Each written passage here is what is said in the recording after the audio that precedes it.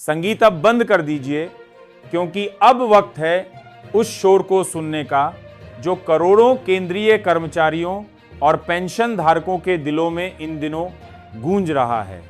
साल में 2 बार ये घंटी बजती है सरकार की ओर से, और लोग सोचते हैं कि शायद इस बार राहत आएगी, शायद इस बार सरकार महंगाई को समझेगी, शायद इस बार डियरनेस अलाउंस के साथ थोड़ा सा मान भी मिलेगा।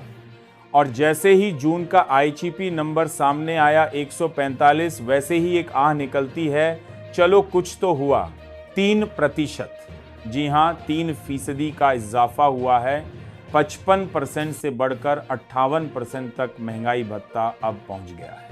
कुछ लोग इसे राहत कहते हैं, और कुछ लोग पूछते हैं जब दूध 70 से 80 हो गया, दवा की कीमतें दौड़ रही हैं, स्कूल की फीस बेलगाम है, सिलेंडर के दाम आसमान छू रहे हैं, तब क्या ये 3% किसी जेब में टिकेगा भी? लेकिन सरकार कहती है यही तो नियम है। जनवरी से जून तक का आईजीपी देखिए, हर महीने एक एक अंक की चाल से ऊपर चढ़ा, और जब उसका औसत निकला तो 143.4, और यहीं से तय हुआ 58.18% डीए।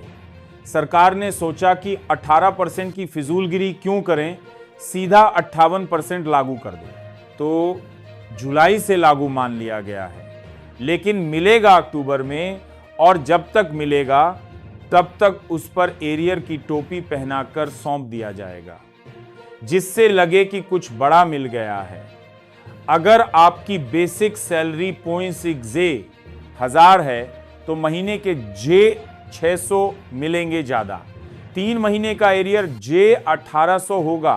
पेंशनर्स के लिए भी यही गणित। 25,000 पेंशन पाने वाले को अब 550 ज्यादा मिलेंगे, और 3 महीने में 350 का एरियर।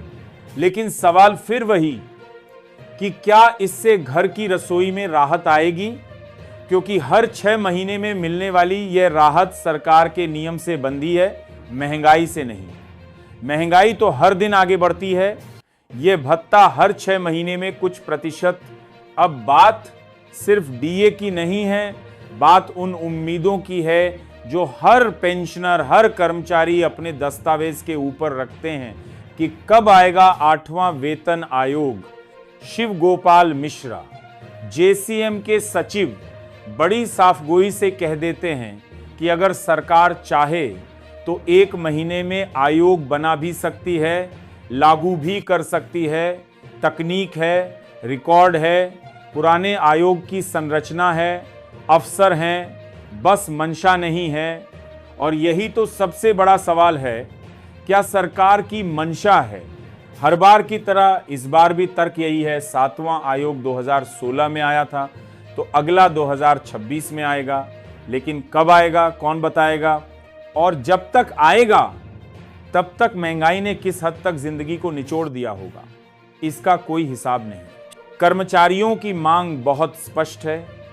न्यूनतम वेतन 18,000 से बढ़ाकर 445,000 किया जाए। फिटमेंट फैक्टर को 3 गुना किया जाए। पुरानी पेंशन बहाल हो, और वेतन में स्वतः संशोधन की कोई ऐसी प्रणाली लाई जाए जिसमें कर्मचारियों को बार बार किसी मंत्री की दया की जरूरत न हो। लेकिन सरकार के पास जवाब नहीं, चुनावी वादों की लिस्ट है। अब बात उस भेदभाव की जो सबसे ज्यादा चुभता है, पेंशन टैक्स फ्री होनी चाहिए या नहीं। सांसदों की पेंशन टैक्स फ्री है, विधायकों की पेंशन टैक्स फ्री है, और पेंशनर्स, वो जिनकी पेंशन जीवन का आखिरी सहारा है, उनकी पेंशन से सरकार टैक्स काटती है। क्या इस देश में समानता का अधिकार सिर्फ किताबों में है? जब एक सांसद 5 साल सेवा करके जीवन भर टैक्स फ्री पेंशन पाता है, तब वह पेंशनर जिसने 35 साल तक देश की सेवा की, उसे टैक्स देना पड़ता है। यह केवल आंकड़ों का भेदभाव नहीं, यह संवैधानिक असमानता है। तो सवाल ये नहीं है कि सरकार क्यों नहीं करती, सवाल ये है कि सरकार क्या करना चाहती है हर बार कर्मचारी संगठनों की आवाज को यह कहकर दबा दिया जाता है कि देखेंगे, विचार करेंगे, समिति बनाई गई है, और फिर वही नतीजा इंतजार।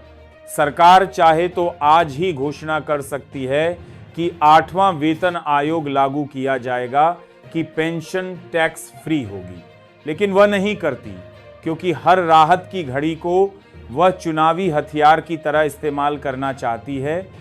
तो क्या ये 3% राहत है या झुनझुना? क्या पेंशन टैक्स फ्री करने का विचार संवैधानिक है या सिर्फ एक पेंशनर का सपना?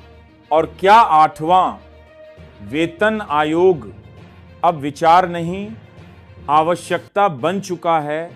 इन सवालों के जवाब किसी नोटिफिकेशन में नहीं मिलेंगे। ये जवाब उस राजनीतिक इच्छा शक्ति में मिलेंगे जो फिलहाल कुर्सियों के हिलने से पहले ही ठहर गई है।